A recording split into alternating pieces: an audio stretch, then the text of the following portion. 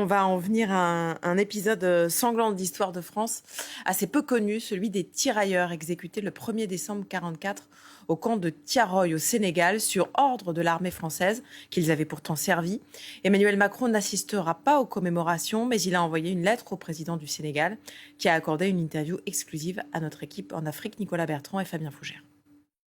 Bonjour Monsieur le Président. Il y a 80 ans, en 1944, des officiers français ont donné l'ordre d'ouvrir le feu sur des tirailleurs sénégalais. Ça s'est passé au camp de Tiaroy, non loin d'ici.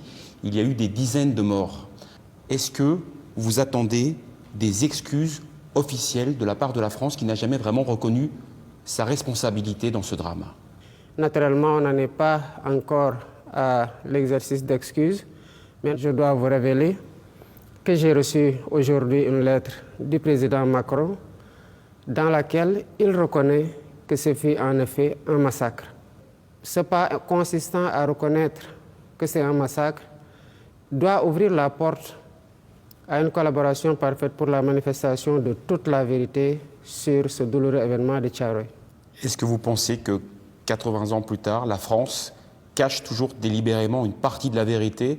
Évidemment, il y a quelque chose qui a été caché. On a régulièrement cherché à mettre une chape de plomb sur cette histoire-là et nous pensons que pour cette fois, l'engagement de la France sera total, qu'elle sera franche et collaborative et qu'elle sera entière aussi dans cette collaboration-là. Pour nous, tant que la vérité ne sera pas totalement faite, les circonstances de ce massacre, sur le décompte effectif des victimes, ça restera une plaie béante dans notre conscience commune parce que c'est malheureusement une histoire que nous avons en partage avec la France, avec les massacreurs d'un côté et les massacrés d'un autre côté. Et est-ce qu'il y a dans votre démarche la volonté également de régler certains comptes avec la France?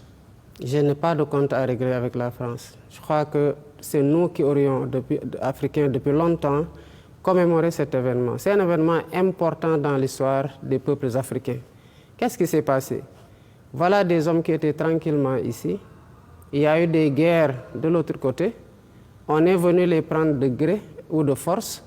On les a amenés combattre dans des conditions extrêmement difficiles. Et la reconnaissance qui devait suivre n'a pas suivi depuis 80 ans. On les a rapatriés ici et quand il s'est agi pour eux de demander des pécules pour entrer tranquillement auprès de leur famille, ils ont reçu des balles en retour. C'est ce qui s'est passé.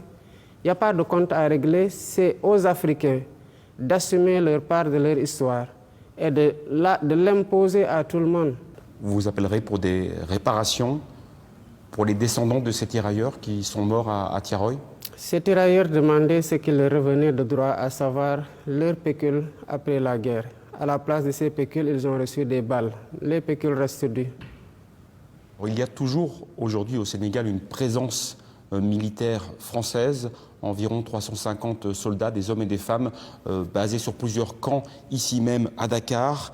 Est-ce que vous êtes favorable à cette présence militaire française dans votre pays? Est-ce qu'en tant que Français, vous envisagez de nous voir dans votre pays avec des chars ou avec des véhicules militaires, des militaires sénégalais avec les tenues sénégalaises, comme ça parce que sur le plan historique, la France a esclavagisé, a colonisé et est restée.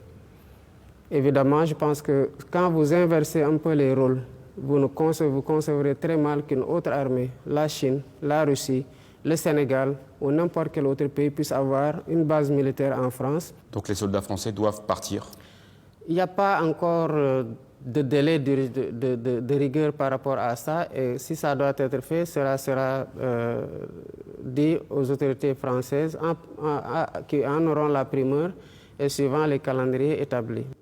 De manière générale, quel est l'état de la relation entre la France et le Sénégal aujourd'hui? Vous avez parlé plusieurs fois d'une nouvelle impulsion qui était nécessaire, mais on a l'impression qu'il y a surtout beaucoup de méfiance. Même pas, la France reste un partenaire privilégié, comme je l'ai dit. Rien n'a changé depuis que je suis arrivé de toute façon sur ce rapport parce que le Sénégal de tout le temps a été un pays ouvert.